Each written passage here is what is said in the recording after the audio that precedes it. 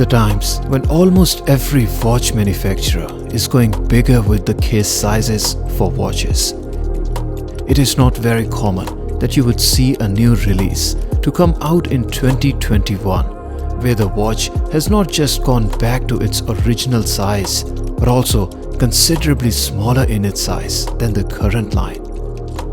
This all becomes even more interesting and maybe surprising too when we apply this to the Rolex, a brand that is otherwise very conservative with their watch designs, looks and sizes. What's surprising is that while Rolex have mostly remained conservative with the new launches, all the recent releases from the brand only went up in their sizes, including the Submariner and the Oyster Perpetual line, and also the Sea Dweller that was up in its case size from 40mm all the way to 43mm not long ago. Coming back to 2021, the year was truly a commemorative one for the Explorer 2 line, being celebrating the 50th anniversary for the watch, and there were expectations that Rolex may decrease its size to 40mm to pay homage to the original case size. Rolex came back with a bit of twist and instead offered the Explorer 1, or let's just say the Explorer, which was neither celebrating any anniversary this year nor was due for an anniversary release in its original size of 36mm.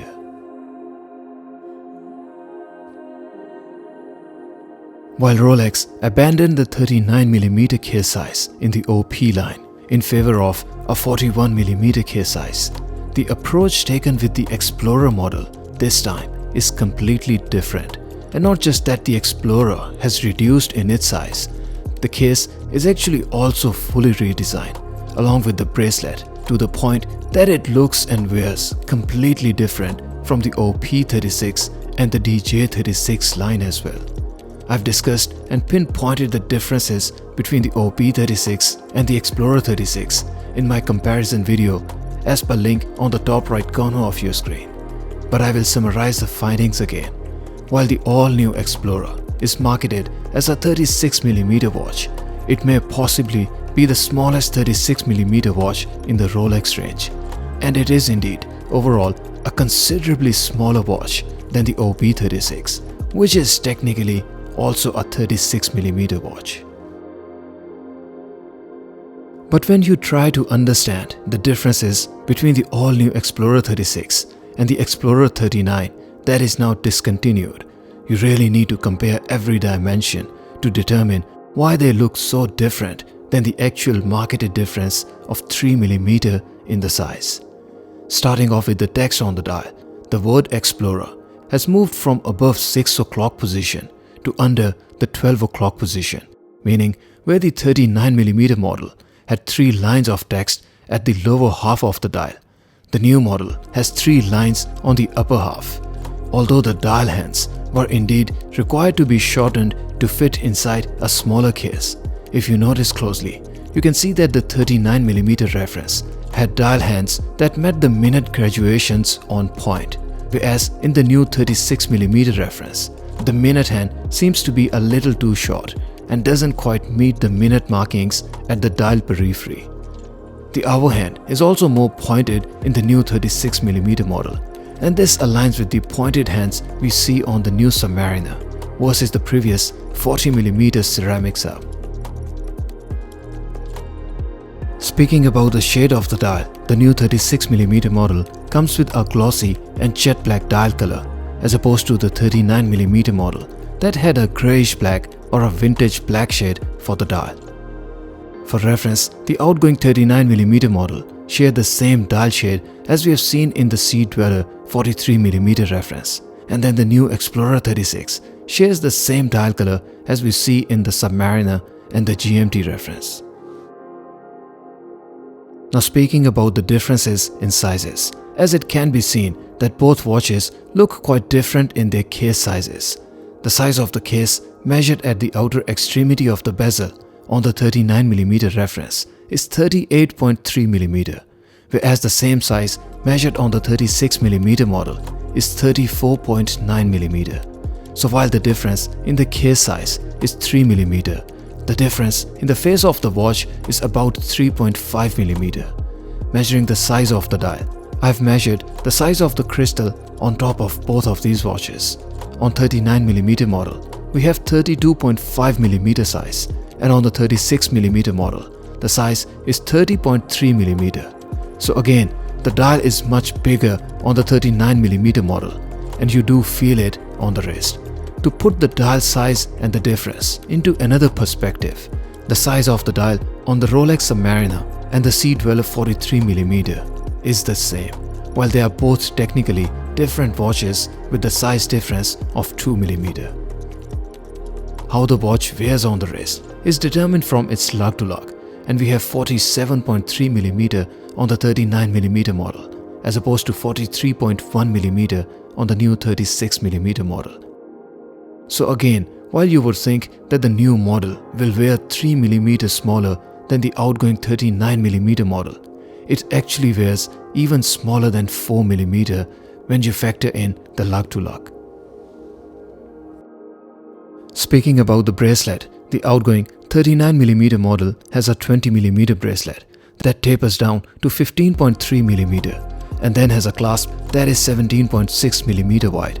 The new 36mm is even more insubstantial and has 19mm bracelet at the lugs, which further tapers down to 14.2mm at the clasp. The width at the clasp on the new 36mm is also only 16mm. Speaking about the case thickness, the 39mm model is the thinner of the two, but only by a small margin. That is, we have 11.3mm case thickness on the 39mm model as opposed to the all-new 36mm model, which has 11.6mm thickness at the case. Due to a smaller and a relatively thicker case, the 36 model does seem and feel thicker of the two, but that's not to say it's overall a thick watch. Putting the watches in indoor lighting, you can see again the difference in the shade of black in both of these dials, as I mentioned earlier in the video. And turning the lights off, you can see the lume performance on both of them. Rolex specify on their website that the new 36 model has an improved lume, and seeing these two side by side, the 36 model does appear to be brighter of the two. I left the watches in the dark for another 5 minutes to test the lume performance, and the 36 model does indeed have much brighter and better lume compared to the 39mm model, where the lume is much duller and does not really stand a chance against the 36 model. The new 36mm comes with a crystal that has internal air coating applied to it, whereas the outgoing 39mm model had no internal or external coating on the crystal.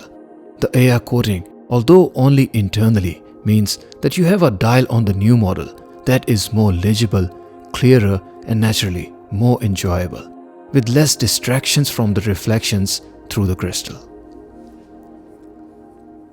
On the wrist, the 39mm Explorer fills the wrist much more due to its size. The lug to lug of over 47mm means that you would need a minimum of 50mm width of your wrist to be able to pull it off and for it to look proportionate. My wrist size is 6.5 inches and the wristband or the width is 55mm, so I personally love the way it wears and fits for my wrist. The case is relatively thinner and there is no sense that it will not slip under the cuffs while dressing it up, although it is a professional model and comes with all brushed bracelet and the clasp. On the other hand, the 36mm model is significantly smaller and it does look and feel much smaller on the wrist. On the same 6.5 inches wrist, while it overall looks fine, I do personally find it to be a touch too small, especially due to a narrower bracelet, and then also the lug to lug of only 43.1mm, which means that the total case span is much shorter than my wristband, which is 55mm. The case thickness is although slightly more with the 36mm model, but that is not to say it is a thick watch by any means. Size to 6.5 inches wrist, the 36mm model weighs at 111 grams, and size to the same wrist, the 39mm model is 126 grams. So while the new model is indeed smaller, it is also lighter than the outgoing 39mm model, but only by 15 grams. Originally introduced in a 36mm case size, in 1953, the Rolex Explorer has gone back to the roots, and we have seen the revival of a 36mm case size this year. The new release has replaced the 39mm model that was also very popular and sought after amongst the watch enthusiast community. Rolex took a different approach with the Explorer line than they have taken with the OP line, and where the OP39 was discontinued in favor of the OP41 line last year. This time, the case size has gone down to 36mm for the Explorer. While the 36mm case commemorates the original size, I do personally wish that Rolex had kept the 39mm size and rather added the 36mm as an additional model, where the 39mm model filled the wrist much better and had more wrist presence to take the pride in that 369 dial. The new 36mm model maintains the original size and looks, yet offers a modern stance. But then again, it is a smaller watch, even for a typical 36mm Rolex, primarily due to a narrower bracelet and then thinner lugs. While it is beautiful, seeing the 39mm size go out completely, I have to ask Rolex, what are you thinking about?